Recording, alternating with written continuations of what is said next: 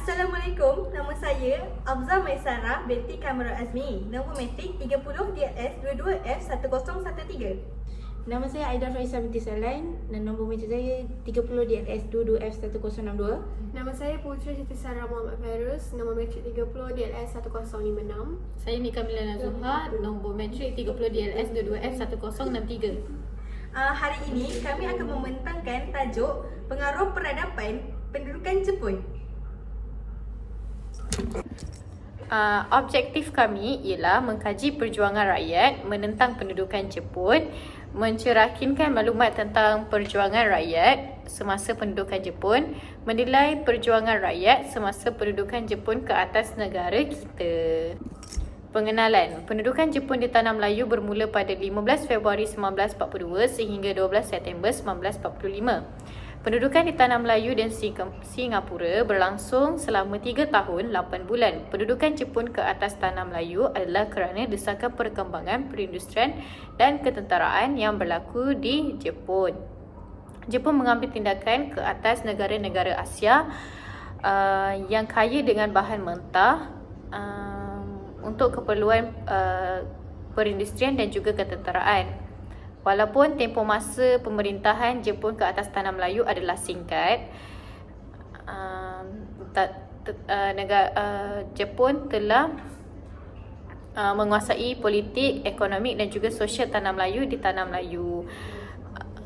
Kesan terhadap ketenteraan Tanah Melayu ini, kesan yang sangat mendalam terhadap masyarakat Melayu di Tanah Melayu. Contoh dasar-dasar pendudukan Jepun. Pertama, dasar pentadbiran. Dasar pentadbiran ni ialah pada peringkat awal Tanah Melayu digabungkan dengan Sumatera membentuk kawasan pertahanan khas. Diletakkan di bawah pentadbiran tentera Jepun ke-25, berpusat di Singapura. Pada April 1944, dipisahkan kerana terdapat perbezaan sistem politik dan ekonomi ketara di bawah British dan Belanda sebelum perang. Sumatera di bawah pasukan tentera Jepun ke-25 berpusat di Bukit Tinggi Sumatera. Tanah Melayu ditakbirkan oleh tentera Jepun ke-29 berpusat di Taiping, Perak. Seterusnya, dikenali sebagai Malai Baru, Melayu Baru, Singapura. Dikenali sebagai Soyanto, Pulau Cahaya Selatan, dan diasingkan dari Tanah Melayu. Perlis, Kedah, Kelantan dan Terengganu pula dipisahkan bawah pentadbiran di Thailand. Sabah, Sarawak dan Brunei digabungkan menjadi satu unit pentadbiran Kita Borneo yang diketuai Governor General di bawah tentera Jepun ke-37 berpusat di Kuching. Hal ini digabungkan pasukan polis tentera untuk menjaga kepentingan pentadbiran tentera Jepun. Tentera Jepun ganas, kejam, menyeksa dan membunuh sesiapa yang disyaki sebagai anti pentadbiran Jepun. Kedua, dasar terhadap Raja-Raja Melayu. Dasar-dasar terhadap Raja Melayu ialah pentadbiran tentera Jepun iktiraf kedudukan Raja-Raja Melayu sebagai ketua hal ehwal agama Islam dan adat Melayu. Diberi bayaran pencen seperti sebelum perang. Diorang diawasi oleh Governor Jepun. Ketiga, dasar terhadap kepimpinan tempatan. Dasar terhadap kepimpinan tempatan ini, Jepun beri peluang pemimpin tempatan yang berpengalaman dan berpendidikan untuk kenaikan pangkat, mengatasi kekurangan pegawai dan mendapatkan sokongan penduduk. Jepun tubuhkan institusi latihan pemimpin muda atau Kuwa Kunrejo menanam semangat memperjuangkan politik Jepun. Kedua, contoh-contoh dasar ialah dasar ekonomi. Dasar ekonomi ialah rancangan pengeluaran 5 tahun perkenalan. Jawatan kuasa penyelidikan bahan diperkenalkan. Jepun menukar mata wang British kepada mata wang Jepun. Ketiga, dasar sosial. Dasar sosial yang pertama ialah pendidikan. Jepun menutup sekolah Inggeris dan Cina. Bangunan digunakan untuk keperluan pentadbiran. Sistem persekolahan Jepun diperkenalkan. Pertama, membentuk semangat persaudaraan sejagat. Kedua, mencapai teknologi industri. Ketiga, menerapkan nilai Jepun. Ini menekankan semangat Jepun dengan menghormati Maharaja Jepun.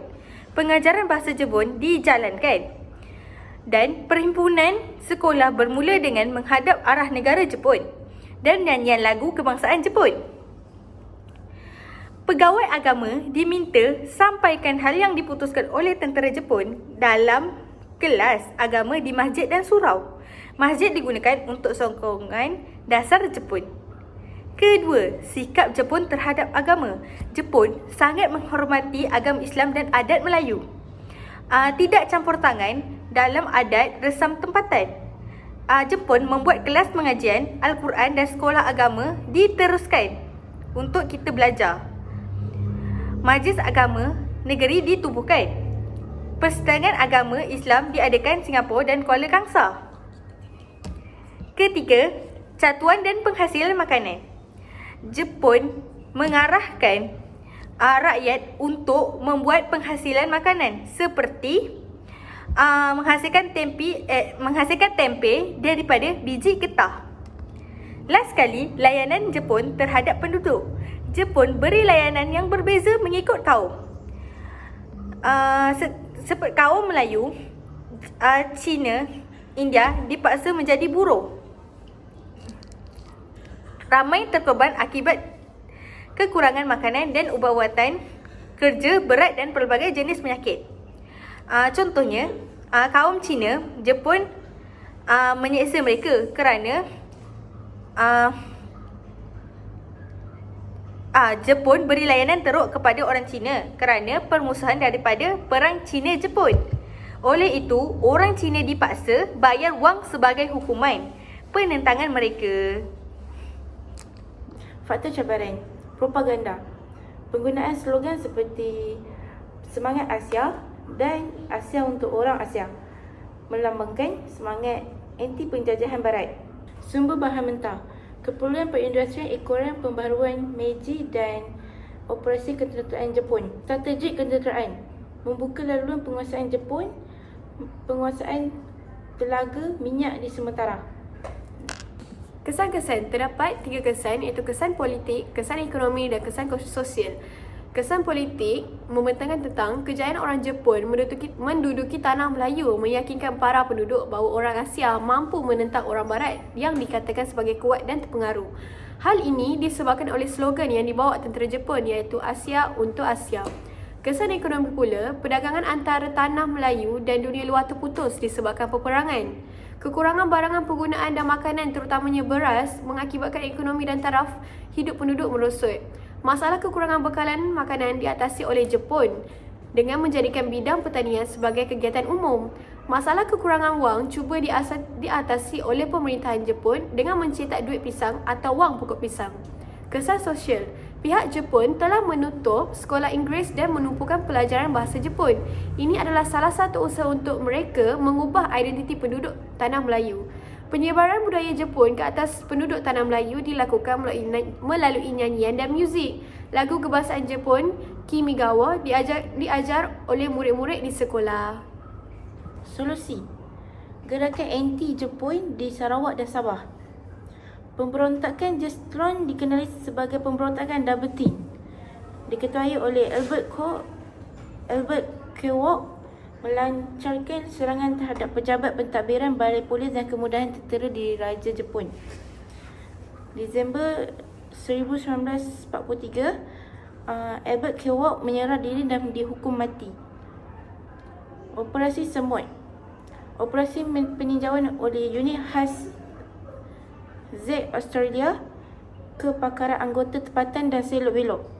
Bumi Sarawak penting dalam merancang taktik perang gerila. Penentangan individu. Gu Chuan Sik,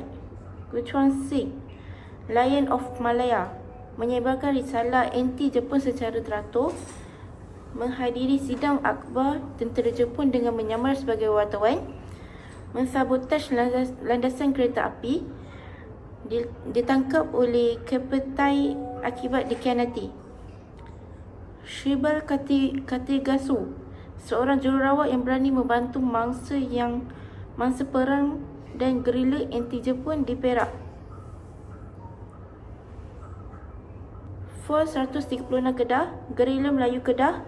Force 136 Pahang, Wataniah Pahang. Force 136 Ulu Perak, Askar Melayu Setia. Kerjasama MPAJA dan Force 136, kerjasama parti Kuomintang dan MPAJA. Kesimpulan, penduduk Jepun yang singkat telah mengubah politik, ekonomi dan sosial di Tanah Melayu. Dasar ekonomi, politik dan sosial oleh pemerintahan Jepun di Tanah Melayu menyebabkan masyarakat di Tanah Melayu berada dalam kesengsaraan.